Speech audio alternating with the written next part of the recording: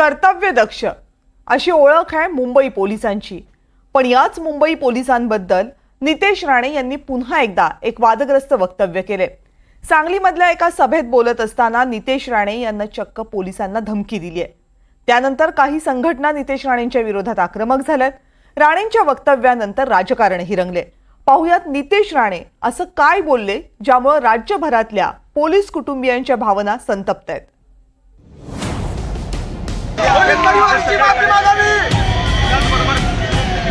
हे सगळे तरुण आक्रमक झाले ते नितेश राणेंविरोधात। अकोल्यात भाजप आमदार नितेश राणेंच्या ताफ्याला काळे झेंडे दाखवण्यात आले। अकोल्यातल्या बॉय संघटनेनं नितेश राणेंविरोधात जोरदार घोषणाबाजी केली। या संतापाला कारण ठरलंय नितेश राणेंचं वादग्रस्त वक्तव्य। नितेश राणेंची सांगलीत सभा झाली। सभा होती लव्ह जिहाद संदर्भातली। त्यावेळी नितेश राणेंनी पोलिसांबद्दल अत्यंत आक्षेपार्ह वक्तव्य केलं। गेल्यानंतर मग ती काय केस दाखल करायची, इकडच्या पोलीस खात्यातल्या काही अधिकाऱ्यांना सांगितलं सरकार हिंदुत्ववादी आहे, गृहमंत्री आमचे देवेंद्र फडणवीस साहेब आहे, तुम्हाला अगर त्या पोस्टिंगवर अगर मजा येत नसेल ना तर अशी सगळी मस्ती करा, पण तुम्हाला अशा जिल्ह्यामध्ये घेऊन जाऊ ना की बायकोला फोन पण लागणार नाही।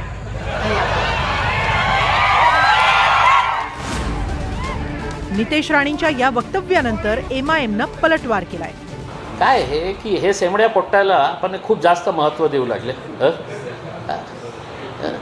हे म्हणजे इतकं त्याला इतकं जास्त आपण त्याला महत्त्व देऊ लागलेले आहे। आणि महाराष्ट्रामध्ये ऑलरेडी एक भारतीय जनता पार्टी आणि एकनाथ शिंदे साहेबांची सेना आल्यानंतर ज्या प्रकारचे कम्युनल डिवाइड या राज्यामध्ये आपल्याला बघायला मिळत आहे, तर असाच हे यासारख्या लोकांमुळे तिथे खऱ्या अर्थाने एक चांगला पोलीस ऑफिसर असला असता तर त्याच्या थोबाडीत मारलं असतं, मारायला पाहिजे होतं उसने।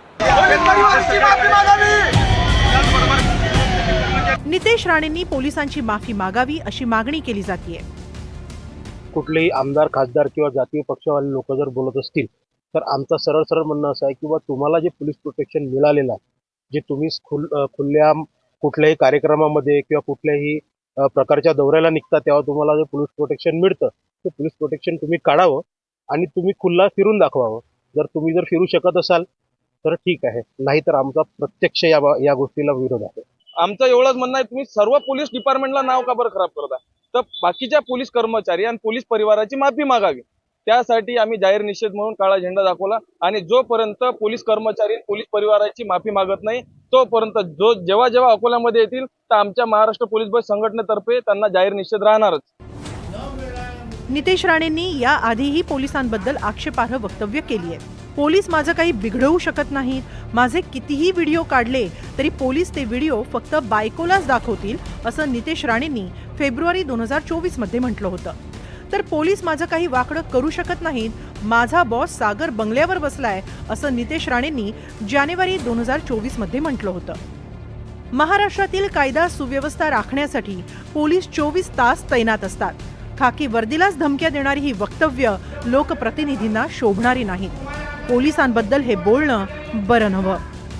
Bureau report NDTV Marathi, Mumbai.